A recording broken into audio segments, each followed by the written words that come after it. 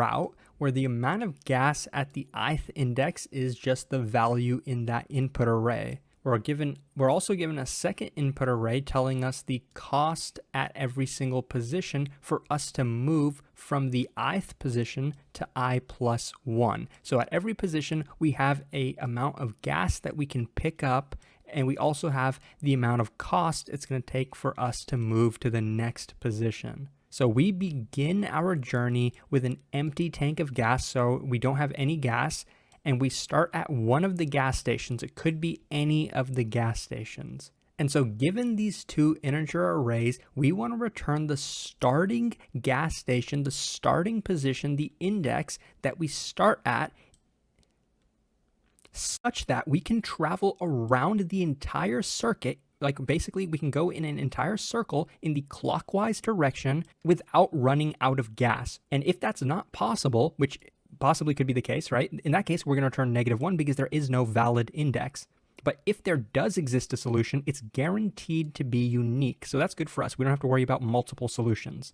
So this problem is best understood with an example. So let's look at the given example. So I'm going to take these two input arrays and draw them on top of each other because that makes it a lot easier to visualize what's going on. So I've lined the arrays with each other. Now let's actually look at the differences, right? So we have our gas, right? Gas is good because it lets us move to the next position. Cost is bad because we have to spend gas to be able to move to the next position. So let's just subtract cost from gas and then create a new input array just to help us kind of see what's going on. So 1 minus 3 is going to be -2, right? So if we use 3 to get to the next position, we simply minus 4. That's also going to be -2. Again, try every single starting position, like try this starting position, try this one, etc. And then from that starting position, keep going until we make a full circle back here and then see, did we ever become negative? Did we have enough gas to continue to move us, or maybe the cost was too high and we just got stuck? We could not complete this circle. That overall time complexity, though, is going to be n squared, right? Because let's just run through it, right? Starting here, we would potentially go through the entire array. Starting here, we'd potentially go through the entire array, right? Basically, that's how it would be. But in this case, we can see that since this is negative, right? It's just right off the bat, this is not going to work. This starting position is not going to work. What about this one? It's also negative. It's not going to work. This one's also negative. It's not going to work. This one is positive, right? So since the difference is 3, that means that even after we move to the next position, we have 3 gas in our tank, right? So now we're here, right? So far we have another +3. That's good. So now we have 6 gas in our tank, right? We started here, we moved here. Now we're going to go back in a circle, right? We have 6 gas in our tank. Now we have a -2. So we -2 from here, right? That's going to leave us with 4 gas in our tank. Now we're going to be over here. That's going to leave us, we're going to end up using 2 more gas over here. That's going to leave us with 2 gas remaining, right? So now we're going to be in this last position and we have to spend exactly 2 gas. That's going to leave us with 0 gas left over. But the good thing is we do make a circle. We do complete the circle. We do move from here back to the starting position where we started. So what does that tell us? That tells us since we started over here, we were able to complete a circle. What's the index of this position? 0, 1, 2, 3 is the index of this position. So we end up returning 3. We can see that that's basically what they explained in the explanation of this problem. And remember, they told us that there's only going to be one unique solution if one does exist. Would this starting position work? It would not, because if we start here, we have 3 gas in our tank, right? But then we see that there's this portion, right? We're going to be going in a circle. We're going to come back over here. This stretch of -6 in total, we have 3 gas. We're not going to be able to complete this -6 stretch, right? So we have to start from here to get all of this gas before we try to tackle this negative portion. By the way, one important thing to notice is the sum of the gas has to be greater than or equal to the sum of the cost array. I'm talking about the total of both arrays, right? The sum has to be greater or equal. That makes sense, right? How can we complete a loop if we don't have enough gas to cover the total cost, right? It just simply would not be possible, right? And no matter how we do it, right? So if I had, let's say this was our gas array, so the sum in this case is equal to 3. And if we had a cost array of the exact same, right, 3, we would have enough gas to make a loop, right? So in that case, we would not return -1. Now, technically, this is actually not possible because notice how in this example, if we start here, we would be able to make a loop, right? If we start here, we would also be able to make a loop. If we start here, we'd also be able to make a loop. We can't have multiple solutions to this problem, so this actually would not be possible. Something more realistic could be something like maybe these two are actually 0, right? And this one is 3. So this would be the solution in that case, right? If we start here, then we're able to make a loop. So now let's actually get into why this problem is greedy. It's kind of hard to explain because, to be honest, this problem isn't really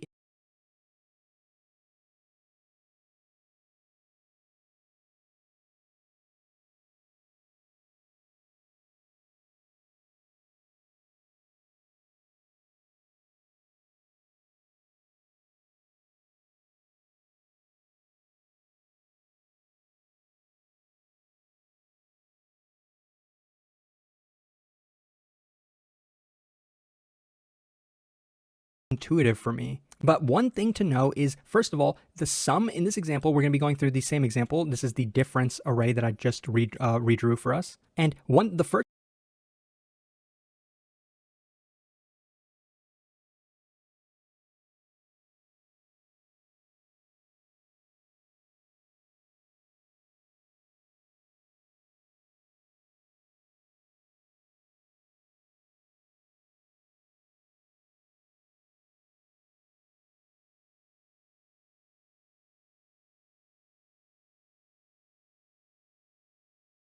thing we're going to check in this problem is we're going to make sure that the sum of gas is greater than or equal to the sum of cost. In this case, both of the sums are exactly equal to each other, so we know that there exists a solution. We don't have to return -1. We know there's a solution to this problem. So now we're actually going to go through the greedy portion of this algorithm. We're going to keep track of one single variable, our total. Actually, we're going to keep track of the total and the start position, but I'm not going to draw that. So first, we're going to consider maybe this is the solution. The first position is the solution. So we're going to take this value and add it to our total, which is initially 0, but we're adding this -2. So now our total is going to become -2. If our total ever becomes negative, meaning less than 0, that means we ran out of gas. That means this start position did not work. So what are we going to do? Well, we tried this position. It didn't work. So we're going to be greedy now. We're going to say, okay, this didn't work. Let's just try the next position now and just keep moving. We're going to take our total, which was set to -2, but we're going to get rid of that and we're going to reset the total to 0. We tried this position. It didn't work out for us. Now let's move to the next position and try it.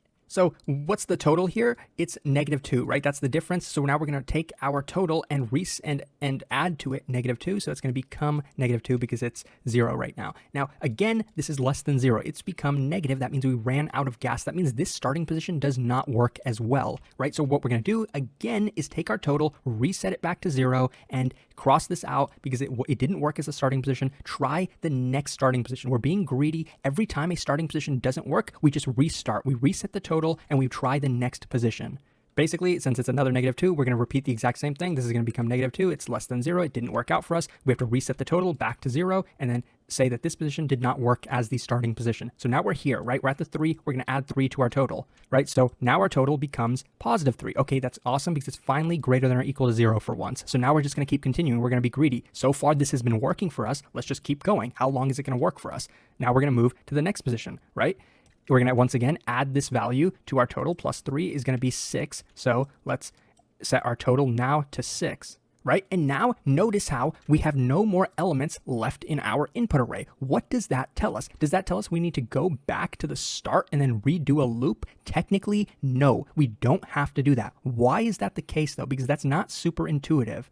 Well, first of all, remember that we verified that the sum of gas is greater than or equal to the sum of cost, right? So we guaranteed that there exists a solution. And we also know that this was our starting position, right? That allowed us to continue going all the way until we reached the end. We never became negative once we started over here, right?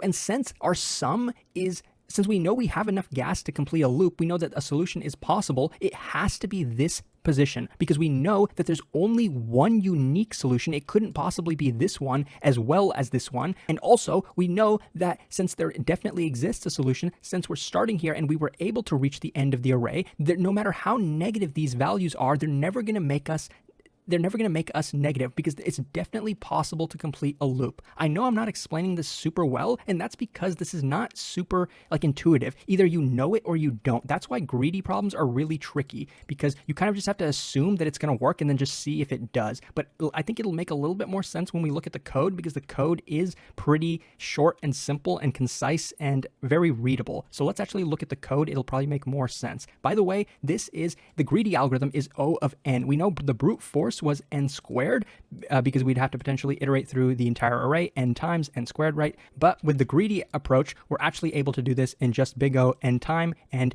big O of 1 memory complexity. We don't actually need any extra memory. So as I mentioned, the first thing we're going to verify is that at the very least a solution exists. So if a solution does not exist, that means the total amount of gas is actually less than the total cost it would take us to complete a loop. In that case, we know that we have to return -1. That's just the value that they told us. Now, if we don't execute this, that means there's definitely a solution. We just have to find it. So we're going to keep track of our total, which is initially going to be 0. We're also going to be keeping track of our result, which is the starting position that we're going to return. Initially, that's also going to be 0 because we're going to be greedy. We're just going to try the first index and see if it works. And to do that, we're going to actually be iterating through every position in the gas array. And we know that the gas array is actually the same exact size as the cost array. So I'm going to, every position I, I'm going to take the difference between gas of I and cost of I, just like we kind of showed in the difference array that we had in the drawing. So I'm going to take this difference and I'm going to add it to the total. And remember, the only thing we're really checking for is that if our total, remember, we're being greedy. If the total dips below 0, that means this position does not work. If it never dips below 0, that means this position is going to work. So if it does dip below 0, that means this position doesn't work. So we're going to try the next position. So to try the next position, we're simply going to reset our total. We're going to set the total back to 0. And what are we going to set the starting position to? Since the current starting position, which initially was 0, didn't work, we're going to take the starting position and now set it to the next position. But we know for sure that for at least one position, at least one starting position, this algorithm will work, right? Because we're guaranteed that because this